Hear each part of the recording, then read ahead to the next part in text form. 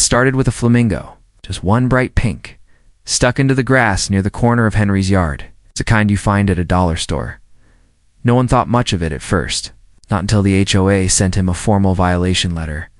The letter read, "Unauthorized lawn ornamentation. Remove immediately or face daily fines."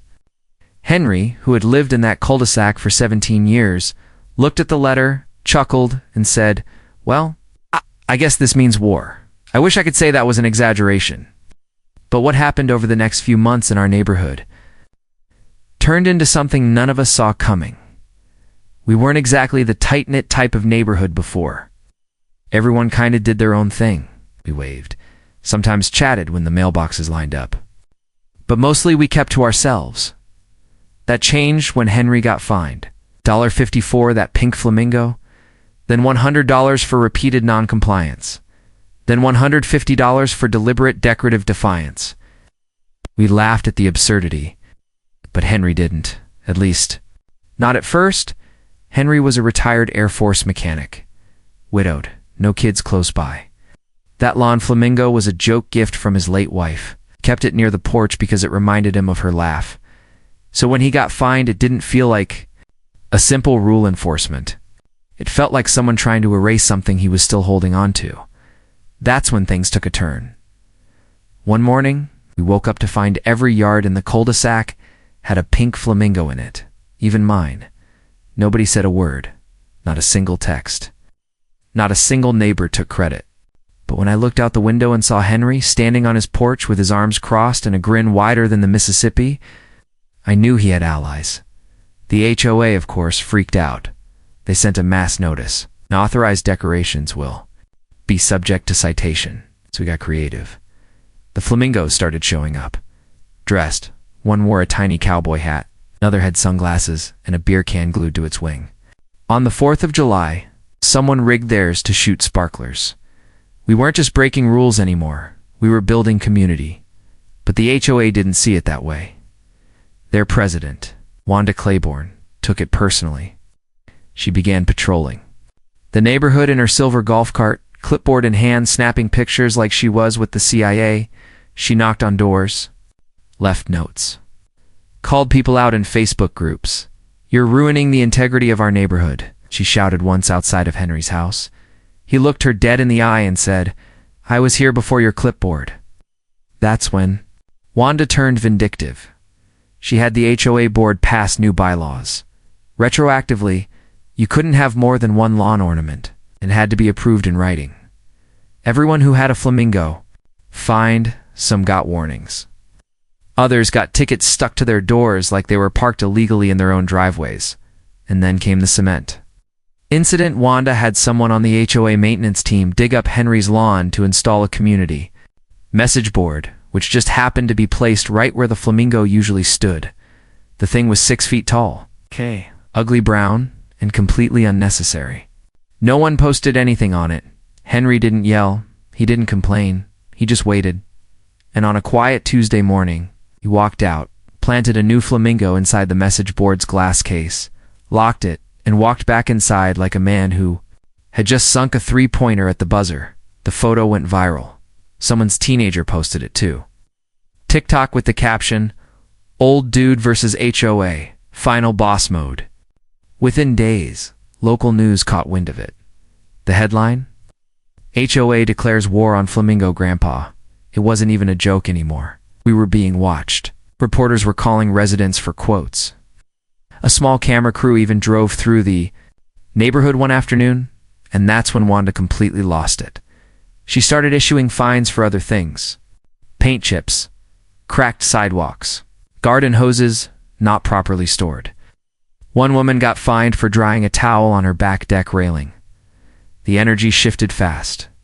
What had been hilarious, this passive rebellion suddenly felt oppressive. People were scared. We had a neighborhood meeting at Lenny's garage one night. About 15 of us showed up. We all brought folding chairs and coffee. It felt like a support group.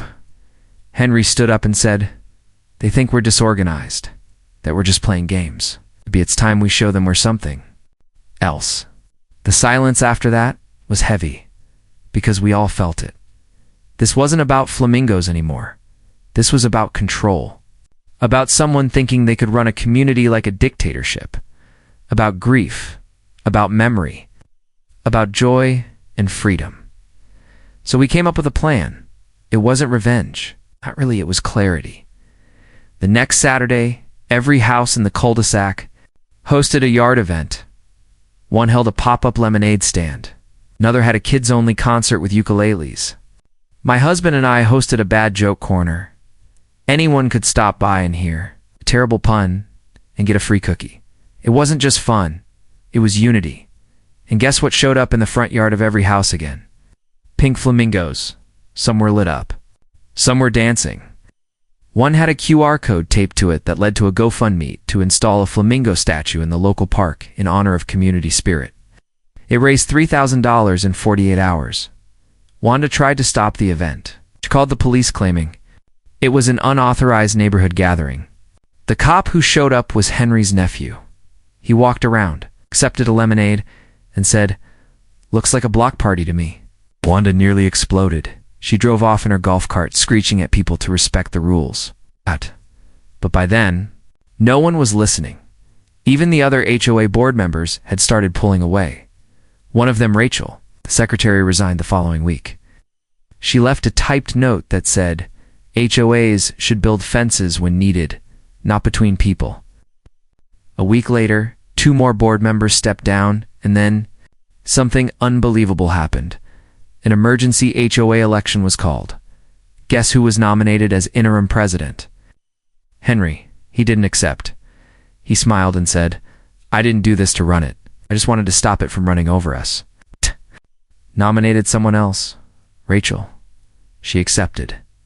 And she dissolved every one of Wanda's last-minute rule changes. The flamingos stayed, but more importantly, the friendships stayed. The laughter. The weird block parties. The unspoken bond that we all felt now when we walked our dogs or checked the mail. We became neighbors in the real sense of the word. All because one man refused to throw away a pink plastic bird. If you're still here, still watching, I hope you realize something. This isn't just a funny story.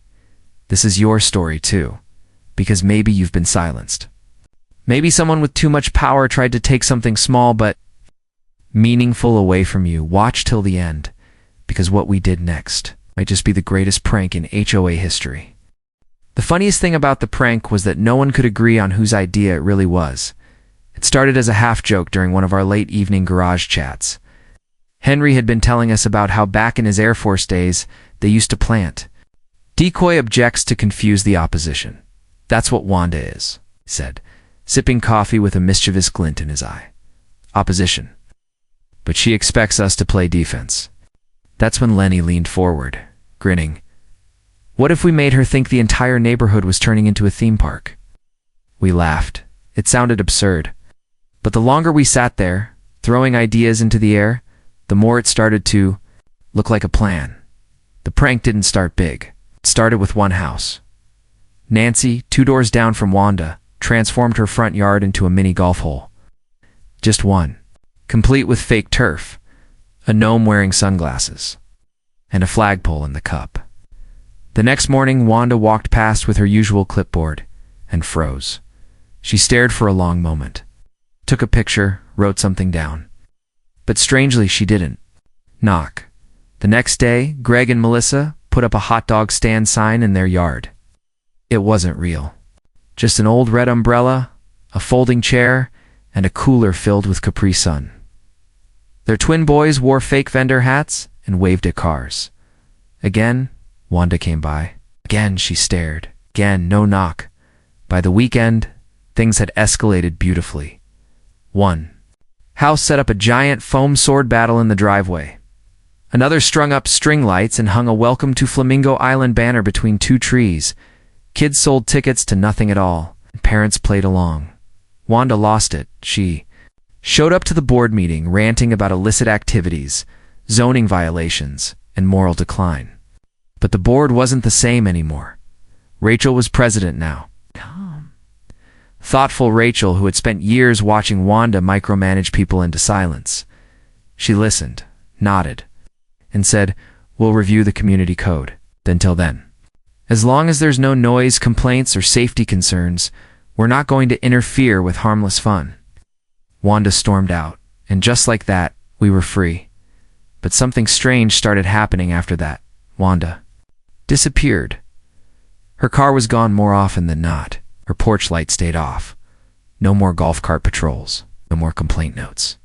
It was as if she had vanished. Some said she'd finally accepted defeat. Others whispered that the HOA board had quietly asked her to step back. But then a package arrived at Henry's door. No note. No return address.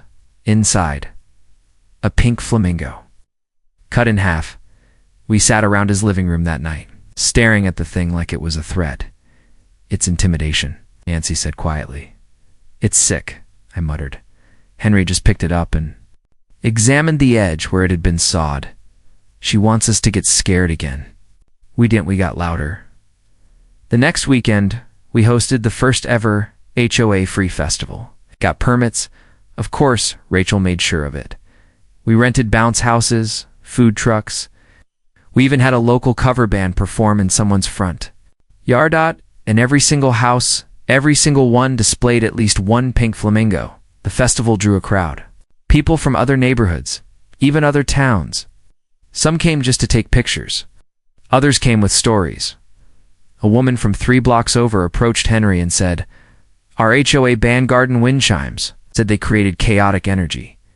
Someone else added, "Ours threatened to fine a guy because his tomato plants were visually aggressive." We all laughed. But under the laughter was something real. People were tired. Tired of being told how to live on their own land. Tired of having joy policed. Tired of fear disguised as rules. That night, when the last hot dog was eaten and the final speaker packed up their amp, we stood in a circle, our little cul-de-sac family, and, Henry said, "We started this with a joke. But what we've made is something bigger, something better." The next morning, the HOA office was vandalized. Nothing destructive. But someone had decorated it. Pink flamingos lined the walkway. One was perched on the mailbox. Another was strapped to the front door with duct tape, holding a note, "Let the neighborhood live." Rachel sighed when she saw it. She knew it wasn't one of us, at least, not the usual crew. We'd made our point, but clearly. Our little rebellion had inspired others. She cleaned it up, quietly. But she didn't remove the flamingo from the mailbox. Instead, she tied a bow around its neck. For weeks after, our streets stayed lively, peaceful, but I couldn't shake the feeling that something was brewing. Wanda hadn't reappeared, but we heard rumors that she'd filed a legal complaint against the HOA itself, that she was trying to form a new board, that she'd spoken with a private attorney who specialized in property value preservation. Then one day, she came back. Not in her golf cart.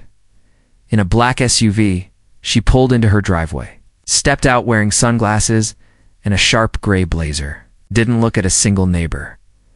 She walked inside and closed her door. Hours later, papers were slipped into everyone's mailbox. Legal documents, intent to petition for governance. Review. It meant she wanted to overturn the election that had made Rachel president. She claimed it was invalid, that the board had failed to notify all residents properly, that certain reforms had been passed unlawfully. It was bold, and mean, and exhausting. We gathered again, not to plot, not to prank, to plan. We talked about who would testify, who had written emails, who had timestamps. We printed receipts, drafted statements. We organized a timeline. This wasn't fun anymore. It was a fight, but we weren't backing down. The day of the hearing, held in a community rec room 5 miles out, showed up 40 strong, all wearing pink. Not because we were mocking, because we were proud. Wanda stood on the opposite side, flanked by 2 lawyers. She didn't smile. She didn't blink. When the committee asked her why she filed the petition, she said, "This used to be a clean, organized community. Now it's a circus." Rachel stood slowly and responded, "It used to be quiet, controlled, fearful. Now it's a neighborhood. The room was still. Then people began speaking, one after another, testifying to joy. 2. Laughter. 2 memories that wouldn't exist if not for that silly flamingo. We didn't shout. We didn't point fingers. We told the truth. The board deliberated. It took a week to get the result, but it came. The petition was dismissed. Rachel stayed president. The bylaws stood. And Wanda, she put her house on the market. It sold in less than a month. No one threw a party, no. One gloated. When the moving truck pulled away, Henry simply stood on his porch, arms crossed, and as she passed by for the final time, he nodded, not out of spite, out of closure. If you've made it this far, I hope you see what we see now. This wasn't about flamingos or fines. It was about belonging, about defending joy, about reminding people that life is not meant to be lived under surveillance. Watch till the end. Because what happened next surprised all of us. The city called and the festival. They wanted to make it official. They didn't ask politely. The city called our little neighborhood like we were some kind of local attraction, and maybe we were. The woman on the line introduced herself as Leah from Community Affairs, and she asked if we'd be willing to repeat the festival, but this time with official city support. The offer came with a small grant, a banner with our block name, even some press coverage. I remember standing in Henry's driveway as the news spread, watching neighbors' faces light up with this mix of disbelief and joy. Official support? Nancy asked. Like, they're not shutting us down. No, I said, they want in. Henry looked down, smiling to himself. Imagine that. It's from HOA complaints to city festivals. But not everyone was excited. A few neighbors' people who had stayed out of the flamingo fun entirely were uneasy. One man, Carl, said, I just don't want to be on the news. I didn't sign up for that. Another, Meredith, muttered something about property taxes going up and too much attention. And honestly, got it. We had started this as a stand against the suffocating rules of one woman and her power trip. But now it felt like our little rebellion was being packaged, turned into a brand. Flamingo Fest, the city wanted to call it. They asked for logo submissions. The mayor posted about it on her official page. It all happened so fast, we barely had time to breathe. Suddenly, we weren't just neighbors. We were planners, performers, organizers. Rachel called a meeting in her garage, but it didn't feel like the warm, dusty old garage we'd laughed in last summer. It felt like a war room. Are we doing this? She asked. Because if we do, it's not just fun anymore. It's a commitment. Henry was quiet. Everyone waited for him to speak. Then he looked up and said something I still haven't forgotten. I didn't put that flamingo in my yard to go viral. I did it because someone tried to tell me I couldn't honor my wife. Now, if this festival becomes about that, about joy, community, freedom, then I'll wear a flamingo hat and dance in the street if I have to. But if it becomes just another thing people want to control, I'm out. The room was still. And then Rachel said, let's do it our way. So we agreed. We'd move forward, but only on our terms. We wouldn't sell tickets. We wouldn't allow corporate sponsors, and most of all, no rules. Well, no strict ones. Just enough to make sure kids were safe and nobody lit themselves on fire. Over the next few weeks, the entire block transformed. Kids painted signs. Parents helped build makeshift booths. Tyrese handled parking. Someone's teenage daughter designed a flamingo costume so good it ended up on 3 different Instagram reels. Even Carl, the guy who swore he didn't want attention, ended up managing the grill station. The energy was electric. People dropped by just to help. Even neighbors from the next subdivision started pitching in, and when the day finally arrived, it felt like something from a movie. The air was full of the smell of grilled food and sunscreen. Children zipped between bounce houses. Adults lounged in lawn chairs, sipping lemonade from jars. There were flamingos everywhere, painted ones. Wooden cutouts. Inflatable flamingos that danced in the breeze. Even the local fire department showed up, the fire truck that kids got to climb into. It wasn't just a festival, it was a declaration that this neighborhood, or Juan's quiet cul-de-sac, had found its voice. The mayor herself showed up, gave a little speech about grassroots community power and spontaneous unity. But it was what she said afterward, off the microphone, that really struck me. She leaned over and told Rachel, "You've changed the way we think about HOAs, about how community really works." Rachel didn't say anything. She just looked around at the faces laughing, the kids running, the flamingos waving in the wind. The following week, we got a letter. Not from the HOA, not from Wanda, from a group of residents in another neighborhood asking for advice.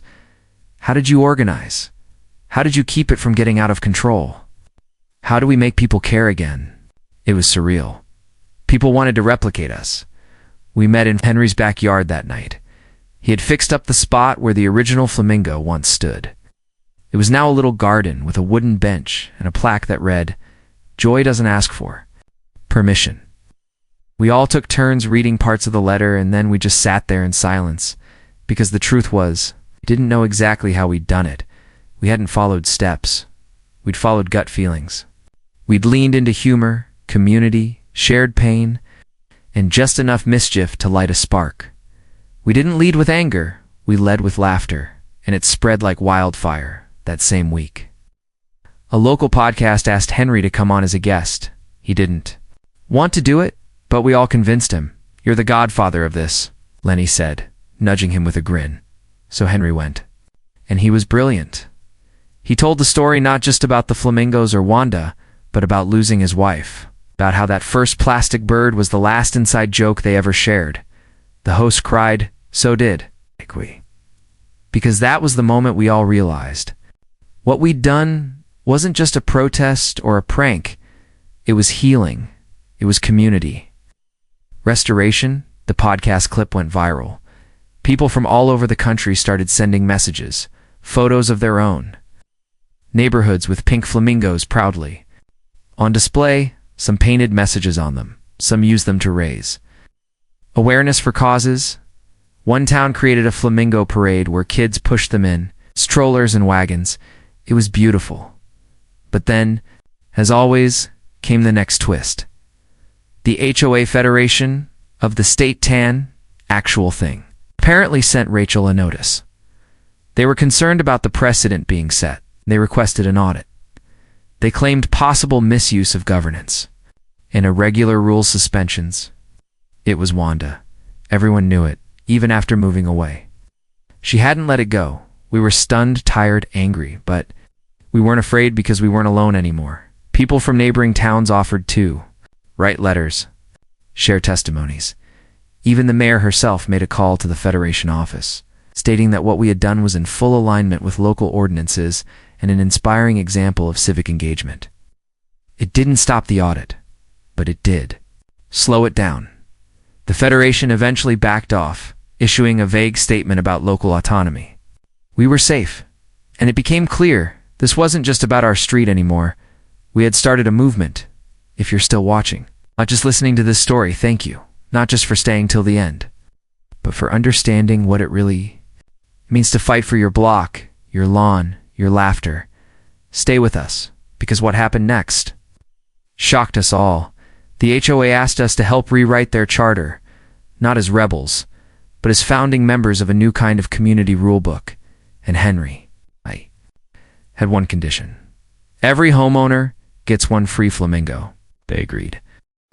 The new rule book wasn't typed on cold paper. It started handwritten, passed around in Henry's garage, on a legal pad smudged with coffee rings and cookie crumbs. We called it the Flamingo Charter. Not officially, not at first. But the name stuck. It wasn't just a list of what not to do.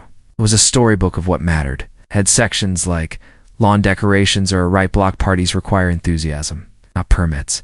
Every home deserves a little weirdness, and at the end of each section, Henry insisted on adding something else. A quote, usually short, usually profound.